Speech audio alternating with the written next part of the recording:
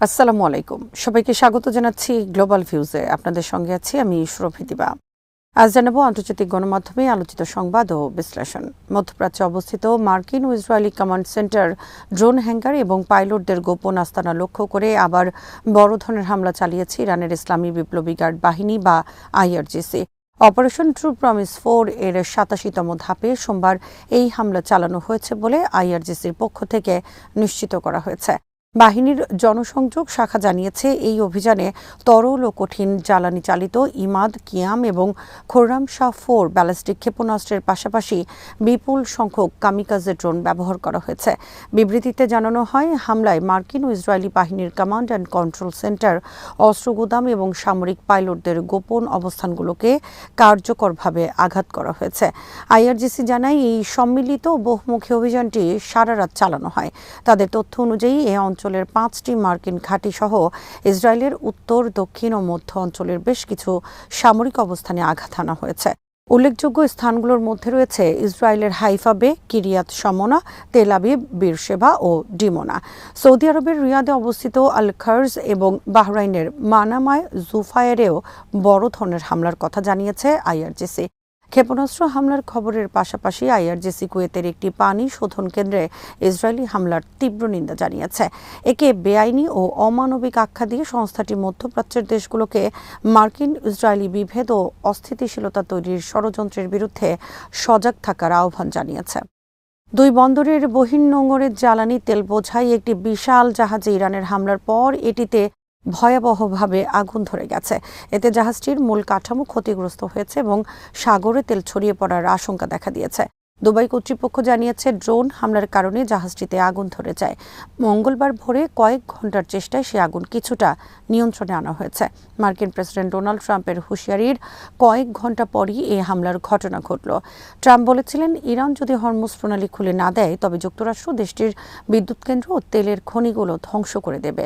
গত 28 ফেব্রুয়ারি যুক্তরাষ্ট্র ও ইসরায়েল ইরানে হামলা শুরু করার পর থেকে পারস্য উপসাগর এবং হরমুজ প্রণালীতে বাণিজ্যিক জাহাজে একের পর এক হামলা চলছে। আল সালমি নামের কুয়েতি জাহাজে এই হামলা সেই উত্তেজনারই সবশেষ উদাহরণ। কুয়েতের রাষ্ট্রীয় বার্তা সংস্থা কুনা জানিয়েছে, সংযুক্ত আরব আমিরাতের দুবাই বন্দরে নোঙর করা অবস্থায় আল সালমি জাহাজে ইরানি হামলা হয়। এতে জাহাজটির মালিকানাধীন প্রতিষ্ঠান কুয়েত পেট্রোলিয়াম কর্পোরেশন বা কেপিসি ক্ষয়ক্ষতির পাশাপাশি সাগরে তেল ছড়িয়ে পড়ার ঝুঁকি রয়েছে বলে সতর্ক করেছে।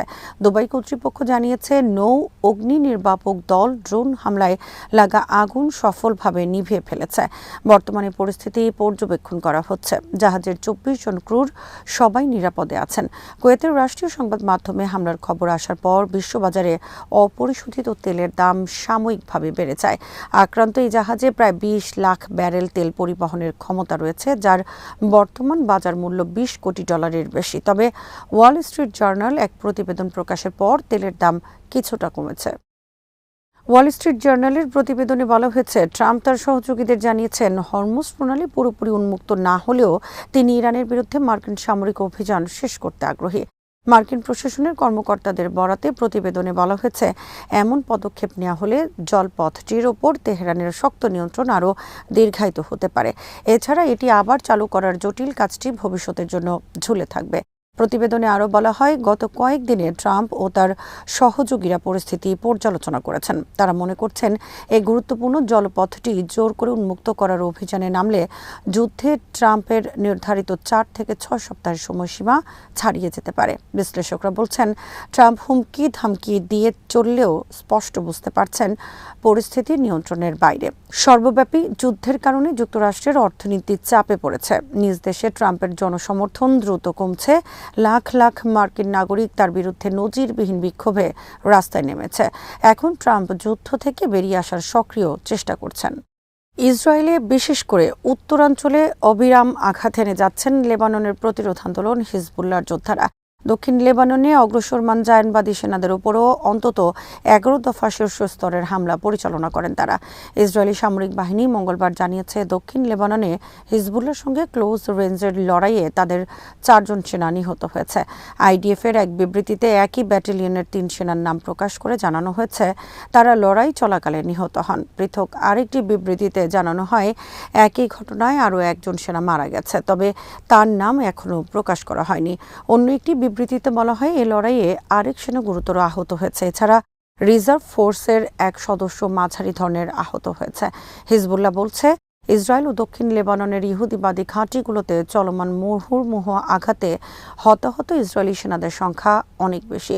জনরোষ থেকে রক্ষা এবং সেনাদের মনোবল অটুট রাখার চেষ্টায় তারা এই সংখ্যা গোপন করার চেষ্টা করছে। মধ্যপ্রাচ্য জুড়ে মার্কিন সামরিক ঘাঁটিগুলো লক্ষ্য করে গত 24 ঘণ্টায় অন্তত 5টি বড় ধরনের অভিযান চালিয়েছে ইসলামিক রেজিস্ট্যান্স ইন ইরাক। মঙ্গলবার ভোরে দেয়া এক বিবৃতিতে গোষ্ঠীটি এই তথ্য নিশ্চিত করে জানিয়েছে, ইরাকের রাজধানী বাগদাদে মার্কিন বাহিনীর উপস্থিতি সাধারণ নাগরিকদের জন্য বড় ধরনের হুমকি হয়ে দাঁড়িয়েছে। গত কয়েকদিন ধরেই এই অঞ্চলে মার্কিন ও ইসরায়েলি অবস্থানের উপর হামলার মাত্রা কয়েক গুণ বেড়েছে। পরিসংখ্যান অনুযায়ী শনিবার 41টি ড্রোন ও ক্ষেপণাস্ত্র দিয়ে অভিযান চালানো হয়েছে। সোমবার 8টি পৃথক অভিযান সম্পন্ন হয়। গত 24 ঘণ্টায় আরও 5টি নতুন হামলা চালানো হয়েছে। সংগঠনটি জানিয়েছে, গত 28 ফেব্রুয়ারি থেকে ইরানকে লক্ষ্য করে যে মার্কিন ইসরায়েলি আগ্রাসন শুরু হয়েছে তার পাল্টা জবাব হিসেবেই তারা এই ধারাবাহিক অভিযান চালাচ্ছে। এদিকে ইরাকের জনপ্রিয় আধা সামরিক বাহিনী পপুলার মোবিলাইজেশন ফোর্সেস জানিয়েছে, সোমবার রাতে মার্কিন ও ইসরায়েলি বাহিনী তাদের অবস্থানে বিশ্বাসঘাতকতামূলক বিমান হামলা চালিয়েছে। তবে তারা নিশ্চিত করেছেন এই হামলায় কোনো প্রাণহানি ঘটেনি এবং তাদের বাহিনী সর্বোচ্চ সতর্কাবস্থায় রয়েছে। অন্যদিকে বাগদাদের উপকণ্ঠ থেকে 122 মিলিমিটার গ্রাড রকেট দিয়ে শহীদ মোহাম্মদ আলা বিমান ঘাঁটিতেও হামলার খবর দিয়েছে ইরাকের প্রতিরক্ষা মন্ত্রণালয়।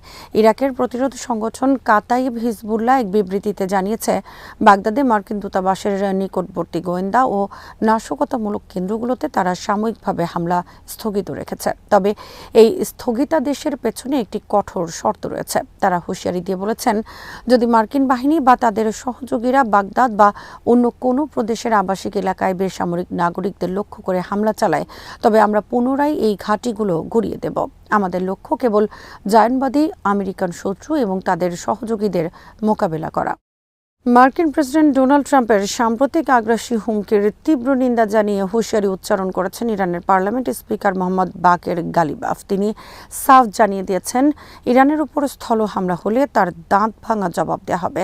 সোমবার সামাজিক মাধ্যম এক্সে এক বিবৃতিতে গালিবাফ বলেন, শত্রুপক্ষ তাদের আগ্রাসী ইচ্ছাকে খবর হিসেবে প্রচার করে ইরানি জাতিকে ভয় দেখানোর কৌশল নিয়েছে। ট্রাম্পের আলটিমেটামকে উদ্দেশ্য করে তিনি বলেন, অনেক বড় ভুল করছেন শত্রুরা। তারা যদি একটি আঘাত করে তবে বিনিময়ে একাধিক পাল্টা আঘাত পাবে। স্পিকার গালিবাফ ইরানের জনগণের দৃঢ় মনোবলের উপর পূর্ণ আস্থা প্রকাশ করে জানান, ইসলামী বিপ্লবের সর্বোচ্চ নেতা আয়াতুল্লাহ সৈয়দ মুজতবা খামেনির দূরদর্শী নেতৃত্বে যে কোনো আগ্রাসনকারীকে তাদের দুঃসাহসের জন্য তিক্ত পরিণতির স্বাদ নিতে বাধ্য করা হবে। তিনি বিশ্বাস করেন, ইরান তার বৈধ অধিকার পূর্ণাঙ্গভাবে পুনরুদ্ধার করতে সক্ষম।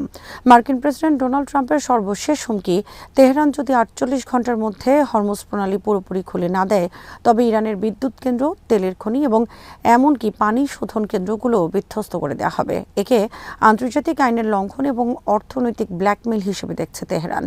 ইরানি কর্মকর্তাদের মতে, বিশ্ব জ্বালানি বাজারের প্রভাব বিস্তার এবং মধ্যপ্রাচ্যে ওয়াশিংটনের কৌশলগত ব্যর্থতা ঢাকতেই এই মনস্তাত্ত্বিক যুদ্ধ চালানো হচ্ছে। গালিবাফ বলেন, মধ্যপ্রাচ্যে মার্কিন জায়নবাদীদের একচ্ছত্র আধিপত্যের দিন শেষ হয়ে গেছে। শত্রুপক্ষের যে কোনো ভুল হিসাব তাদের অপমানজনক পরাজয়কেই ত্বরান্বিত করবে। ইয়েমেনের প্রতিরোধ যোদ্ধাদের বীরত্বপূর্ণ ভূমিকার ভূয়সী প্রশংসা করেছেন আইআরজিসির কুদস ফোর্সের কমান্ডার ব্রিগেডিয়ার জেনারেল ইসমাইল কানি। তিনি জানিয়েছেন, ইয়েমেনের কৌশলগত প্রতিরোধের মুখে অত্যাধুনিক মার্কিন বিমানবাহী রণতরী ইউএসএস জেরাল্ড ফোর্ড পিছু হটতে বাধ্য হয়েছে। সোমবার প্রকাশিত এক বার্তায় জেনারেল কানি উল্লেখ করেন, মার্কিন এই রণতরী 2 সপ্তাহের বেশি সময় ধরে লোহিত সাগরের ইয়ানবু ও জেদ্দার মধ্যবর্তী এলাকায় দ্বিধাগ্রস্ত অবস্থায় ঘুরপাক খাচ্ছিল। শেষ পর্যন্ত বিভিন্ন অজুহাতে এটি ফিরে যেতে বাধ্য হয়। তিনি বলেন, যারা মার্কিন রণতরী জেরাল্ড ফোর্ডের ভাগ্য সম্পর্কে জানতে চান তাদের বলবো, এই রণতরীর উদ্দেশ্যহীন ঘোরাঘুরি এবং শেষ পর্যন্ত ফিরে যাওয়ার রহস্য লুকিয়ে আছে ইয়েমেনের বরকতময় ভূমি আর সুউচ্চ পাহাড়গুলোর অদম্য শক্তির মাঝে।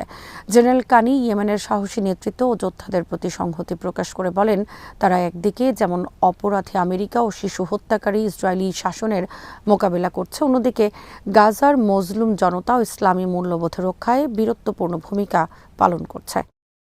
ইয়েমেনের এই দৃঢ় পদক্ষেপ মধ্যপ্রাচ্যে ইসলামী প্রতিরোধ ফ্রন্টকে আরও শক্তিশালী করেছে। কুদস ফোর্স কমান্ডার বিশ্বাস করেন, গাজার জনগণের প্রতি ইয়েমেনের এই সর্বাত্মক সমর্থন আঞ্চলিক পরিস্থিতি সম্পর্কে তাদের সঠিক উপলব্ধিরই বহিঃপ্রকাশ। এই বীরত্বপূর্ণ অবস্থান ইয়েমেনকে শত্রুদের চাপিয়ে দেয়া নিপীড়নমূলক অবরোধ থেকে সম্পূর্ণ মুক্তির পথ প্রশস্ত করবে। বার্তা শেষে জেনারেল কানি পুনর্ব্যক্ত করেন, প্রতিরোধ ফ্রন্টের পাশে দাঁড়ানো ইরানের ইমানি দায়িত্ব। তিনি বলেন, ইরান তার লক্ষ্য অর্জনে এবং পুরো অঞ্চল থেকে যুদ্ধের ছায়া সরাতে দৃঢ় প্রতিজ্ঞ। আন্তর্জাতিক সংবাদ মাধ্যমগুলো বলছে, হরমুজ প্রণালীর পর যুদ্ধের আঁচ এবার বিশ্বের অন্যতম গুরুত্বপূর্ণ সমুদ্রপথ বাব আল মানদেব প্রণালীতে গিয়ে লেগেছে। ইরানের সমর্থনে ইয়েমেনের আনসারুল্লাহ বা হুথি বাহিনী আনুষ্ঠানিকভাবে যুদ্ধে যোগ দেয় বিশ্বজুড়ে জ্বালানি তেল, গ্যাস এবং পণ্য সরবরাহে চরম অস্থিরতার আশঙ্কা তৈরি হয়েছে।